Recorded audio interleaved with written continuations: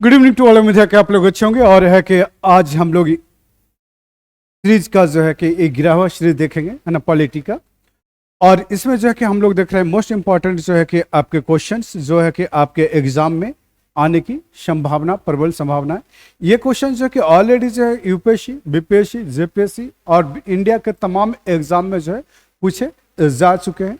तो हम लोग जो है कि इसी को ध्यान में रख करके इसे करवाने की कोशिश करें ताकि जो है कि आपके स्कोर को क्या मिले, बूस्ट मिले, है ना, और आपके स्कोर जो है वो तुरंत बढ़े। ठीक है, तो कोशिश यही है कि आपके स्कोर में क्या हो, इजाफा हो। ठीक है, तो चलिए एक बार बिना टाइम गवाए हुए जो है हम लोग 11वां एपिसोड करते हैं। ठीक है, तो चलिए क्वेश्चन नंबर 401, पंचायती राज व्यवस्था को किस संविधान संशोधन द्वारा संवैधानिक दर्जा दिया गया है? तो ये क्वेश्चन जो है कि आपका क्या है, रिपीटेड है ना। क्वेश्चन जो है रिपीटेड है, 73वें संविधान संशोधन। क्वेश्चन नंबर जो है 402 देखते हैं, संविधान के किस अनुच्छेद में संशोधन करके अनुसूचित जाति और अनुसूचित जनजाति आयोग की स्थापना की गई है? तो ये जो है कि आपका क्या है, वीवीआई है ना, वीवीआई, इसको ध्यान में रखना है। क्वेश्चन नंबर जो है कि आप देखेंगे ये 403 है ना, संविधान के किस संशोधन के आधार पर राज्यों की विधानसभाओं में आंग्ल भारतीय समुदाय के लोगों को मनोनीत करने का अधिकार राज्यपाल को प्राप्त था? तो ये 23वें संविधान संशोधन। लेकिन अब क्या है कि एंग्लो इंडियन का जो है कि कोटा क्या किया गया है, समाप्त कर दिया गया है। ठीक है, अब समाप्त कर दिया है। केंद्र में 2 नियुक्त होते थे और राज्य में 1, लेकिन अभी ये कोटा क्या हो चुका है, 2020 में समाप्त हो चुका है ना, लिखवाया तो था एक दिन, परसों तरसों। चलिए आगे चलते, नेक्स्ट।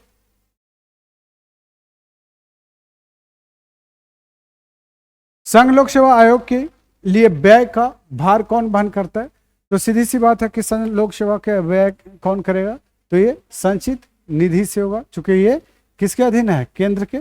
ठीक है, चलिए क्वेश्चन नंबर 405 है ना, 2 राज्यों के लिए संयुक्त उच्च न्यायालय स्थापित करने का अधिकार किसको प्राप्त है? तो ये संसद को, है ना। तो अभी देखेंगे कि ऑलमोस्ट जो है कि अभी भी कुछ राज्य है जो ये अभी भी कुछ जो है कि आपका उच्च न्यायालय है जो एक या एक से अधिक राज्यों का वो क्या कर रहा है, प्रतिनिधित्व कर रहा है। ठीक है, क्वेश्चन नंबर जो है 406, किस प्रकार के विधेयकों पर राज्यपाल अध्यादेश जारी नहीं कर सकता है ना? तो ये राष्ट्रपति के लिए जो विचारार्थ रखा गया है उस पे जो है कि ये क्या कहते हैं, अध्यादेश जारी नहीं कर सकेगा। राज्यों के विश्वविद्यालयों का पदेन कुलपति कौन होता है? तो ये राज्यपाल होता है। तो इसको जो है कि आपको ध्यान में रखना है। जिन प्रश्नों का उत्तर सदस्य तुरंत चाहता है उसे क्या कहते हैं?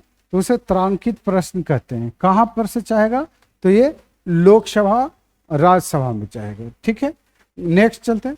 संविधान सभा के लिए हुए निर्वाचन में कांग्रेस को कितनी सीटें मिली थी? तो ये 208 सीटें मिली थी। ठीक है, तो इसको क्या करना है, याद रखनी है। क्वेश्चन नंबर 410 है ना, कार्य संचालन में राष्ट्रपति की सहायता करने से पूर्व किसके उपनिवेश थे, है ना? तो ये मंत्रिपरिषद के। नेक्स्ट चलते, क्वेश्चन नंबर जो है 411, किस राज्य सूची के विषय केंद्र तथा राज्य दोनों के क्षेत्राधिकार में आते हैं? तो ये आपका समवर्ती सूची हो जाएगा। इस पे दोनों बनाएगा, केंद्र राज्य दोनों बनाएगा, है ना। लेकिन अगर कोई किसी मुद्दे पे विवाद हो तो केंद्र वाला मान्य हो जाएगा, राज्य वाला खारिज हो जाएगा। बात समझ में आया? चलिए नेक्स्ट चलते हैं। किस सूची के विषय केंद्र तथा राज्य दोनों के क्षेत्राधिकार में आते हैं? तो ये आपके समवर्ती सूची। नेक्स्ट चलते हैं। रजिस्ट्रीकरण द्वारा नागरिकता प्राप्त करने के लिए किसी व्यक्ति को अन्य शर्तों के साथ साथ भारत में कम से कम कितने वर्ष का निवास प्रमाण पत्र होना चाहिए? तो ये 5 वर्ष। ठीक है, इसको आपको ध्यान में रखना है। नेक्स्ट देख लीजिए क्वेश्चन, है ना, प्रशासकों की अत्याचार संहिता पर प्रशासकों की आचार संहिता किसे कहते हैं, है ना। तो ये नीति निर्देशक तत्व को जो है कि कहा गया है। नेक्स्ट चलते, क्वेश्चन नंबर जो है 414, है ना। संसद के प्रत्येक सदन की बैठक में पहला विषय कौन सा होता है, तो कौन सा होता है पहला विषय, तो ये प्रश्नकाल ही होता है पहला विषय, ठीक है। भारतीय संसद को मूल अधिकारों में, है ना, संशोधन का अधिकार किस संवैधानिक संशोधन द्वारा प्राप्त हुआ है, तो ये 24वें संविधान संशोधन द्वारा ये प्राप्त हुआ है, ठीक है। नेक्स्ट चलिए, क्वेश्चन नंबर जो है 416, है ना। उच्च न्यायालय के सेवानिवृत्त सदस्यों को किसने प्रत्यक्ष रूप से निर्वाचित किया था, तो प्रांतों की विधानसभाओं के सदस्यों ने से निर्वाचित किया था, ठीक है। क्वेश्चन नंबर जो है 417, है ना। संविधान का कौन सा अनुच्छेद सामाजिक समानता का अधिकार प्रदान करता है ना, तो ये आपको 15, है ना। नेक्स्ट चलते हैं, क्वेश्चन नंबर 418, है ना, 418, ठीक है।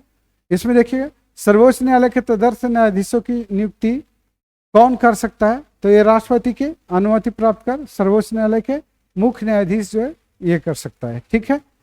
चलिए, क्वेश्चन नंबर जो है आपका 490, हिंदू आचार संहिता, हिंदू आचार संहिता, अत्याचार हो जा रहा है, हिंदू आचार संहिता विधेयक को लेकर प्रधानमंत्री का किस राष्ट्रपति से विरोध हुआ था, तो ये राजेंद्र प्रसाद से, ठीक है। क्वेश्चन नंबर 420, है ना।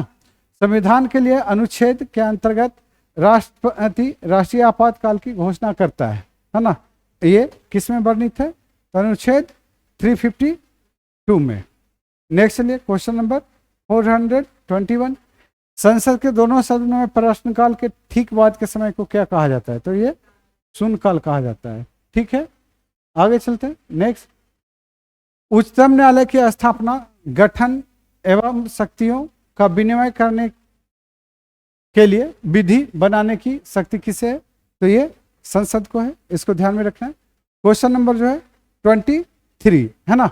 भारत में निर्वाचित आयोग किसके लिए चुनाव करवाता है, निर्वाचन आयोग, है ना। निर्वाचित हो गया, निर्वाचन कर लीजिए। निर्वाचन आयोग जो है किसके लिए चुनाव कराता है, तो ये संसद, राज्य विधान मंडल, राष्ट्रपति पद, उपराष्ट्रपति पद, ये सभी के लिए। नेक्स्ट चलते हैं, क्वेश्चन नंबर जो है 224, है ना। तो किसके लिखित निर्णय की प्राप्ति पर राष्ट्रपति आपातकाल की घोषणा कर सकता है, तो केंद्रीय मंत्री परिषद के घोषणा पे, ठीक है। क्वेश्चन नंबर जो है 425, है ना। राज्य विधान सभा में कितने सदस्यों को मनोनीत करता है, तो ये एक। चलिए, क्वेश्चन नंबर जो है 426, क्वेश्चन नंबर 426 देखिए, पंचायत समिति के प्रशासन का प्रबंध जो है एक सरकारी अफसर करता है, जिससे क्या कहते हैं, प्रखंड विकास पदाधिकारी कहते हैं, ठीक है। नेक्स्ट चलिए, क्वेश्चन नंबर जो है कितना है, 427, क्वेश्चन देखते हैं, संविधान के किस अंश में कल्याणकारी राज्य की अवधारणा की विस्तार से चर्चा हुई है, तो ये राष्ट्र नीति के दिशा सूचक सिद्धांतों, ठीक है। चलिए, नेक्स्ट चलते हैं, क्वेश्चन नंबर 428, भारत में नई अखिल भारतीय सेवाओं का स्थापना का अधिकार किसे प्राप्त है, तो किसको प्राप्त है, राज्यसभा का। नेक्स्ट चलते हैं, कौन सा मौलिक अधिकार बेगार तथा निषिद्ध, कौन सा मौलिक अधिकार बेगार को निषिद्ध तथा स्त्रियों को क्रय विक्रय पर रोक लगाता है, तो ये शोषण के विरुद्ध अधिकार। क्वेश्चन नंबर जो है 430, क्वेश्चन नंबर 430, राष्ट्रपति और उपराष्ट्रपति से संबंधित चुनाव विवादों का निपटारा करने का अधिकार जो है उच्चतम न्यायालय को है ना। उत्तर प्रारंभिक अधिकार, ठीक है। चलिए आगे चलते हैं, क्वेश्चन नंबर जो है 431, संविधान में उल्लिखित मौलिक अधिकारों को कौन निलंबित कर सकता है, तो कौन करेगा, तो ये राष्ट्रपति करेगा। क्वेश्चन नंबर जो है आप देखिए, ये 432 टू, है ना। तो 432 में देखेंगे, एक व्यक्ति क्या एक से अधिक राज्यों का राज्यपाल हो सकता है? बिल्कुल हो सकता है।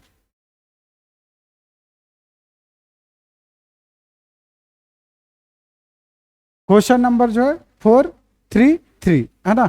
भारत के मूल संविधान में अनुच्छेदों तथा अनुसूचियों की संख्या बताइए। तो ये जो है आप देखें 395 अनुच्छेद है और 395 12 395 के जगह पे अभी वर्तमान में कितना हो गया है? 450। और 395 जो है आपका क्या है? अनुसूची, ठीक है। और ये 395 जो है ये क्या था आपका? अनुच्छेद। और अनुसूची कितनी है?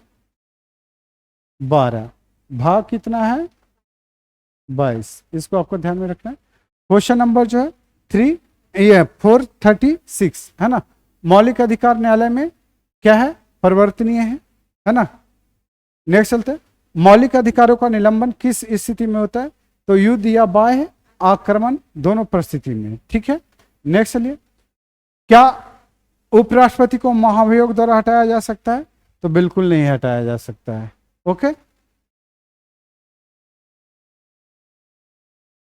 राज्यपाल राष्ट्रपति के परामर्श से अध्यादेश जारी कर सकता है, यह कौन सा अनुच्छेद में उपबंधित है? तो ये जो है क्वेश्चन नंबर 349, तो ये जो है आपका अनुच्छेद 213 में जो है उल्लेखित है, ठीक है। क्वेश्चन नंबर जो है 440, है ना। इसको देखिए, संसद के 3 अंग हैं, है ना। कौन कौन है भाई? चलिए, राष्ट्रपति, लोकसभा और राज्यसभा, ठीक है। क्वेश्चन नंबर जो है 441 यानी कि 441, लोकसभा में अनुसूचित जाति व अनुसूचित जनजाति के लिए कितने स्थान आरक्षित हैं? तो यहाँ देखिए, अनुसूचित जाति के लिए 78 और अनुसूचित जनजाति के लिए कितना है? 42।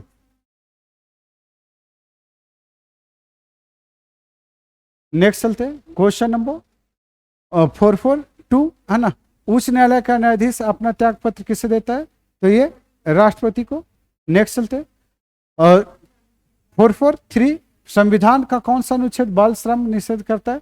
तो ये जो है आपका 24। इसको क्या करना है? VVI। आगे चलते, क्वेश्चन नंबर जो है 444, है ना। संविधान के उद्देश्य में प्रयुक्त प्रभुत्व संपन्न शब्द का क्या अर्थ है?